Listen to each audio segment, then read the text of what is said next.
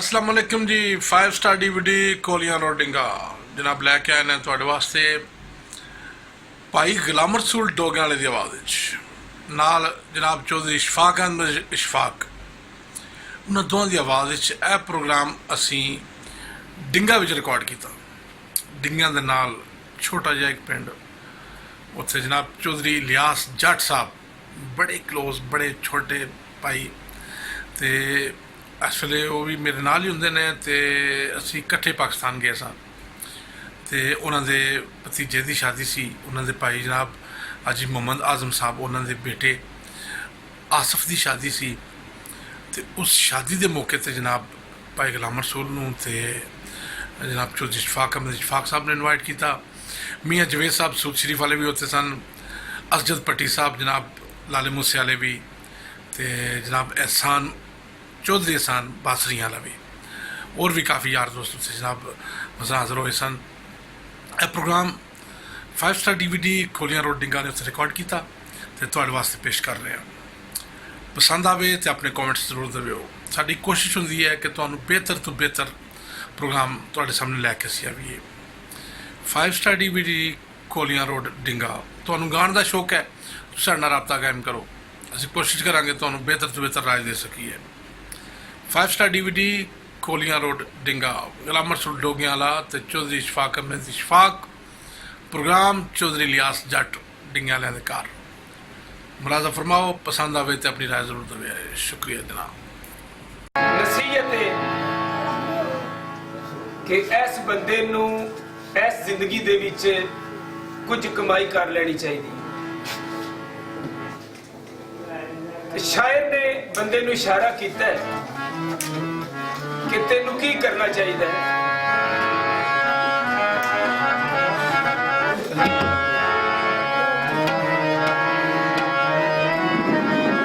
क्योंकि जिंदगी कैसी गुजारनी चाहिए कि एक नमूना हो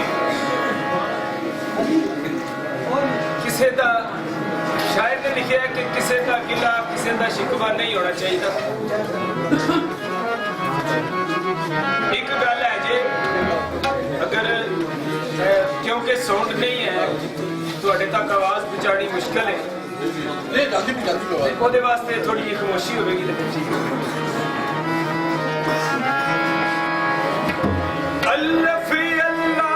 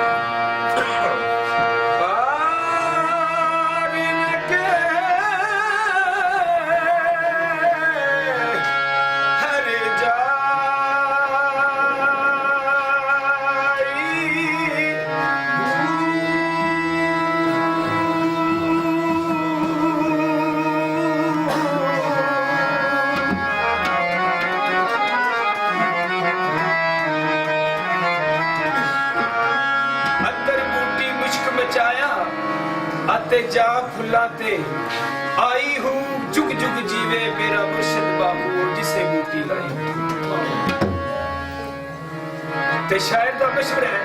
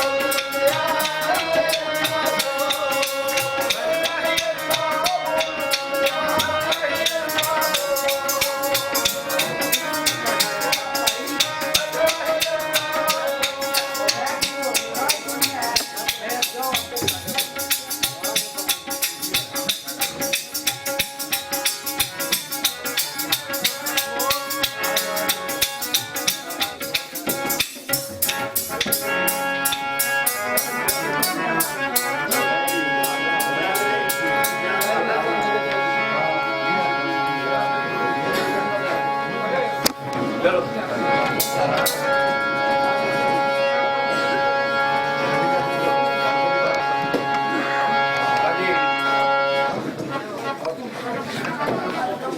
ਮਾਲਕ ਦੀ ਮਰਜ਼ੀ ਦੇ ਨਾਲ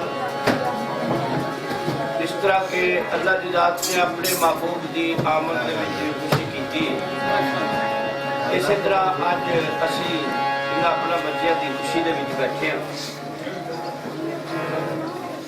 ਤੇ ਖੁਸ਼ੀ ਦਾ ਮੁਜ਼ਾਹਰਾ ਹੈ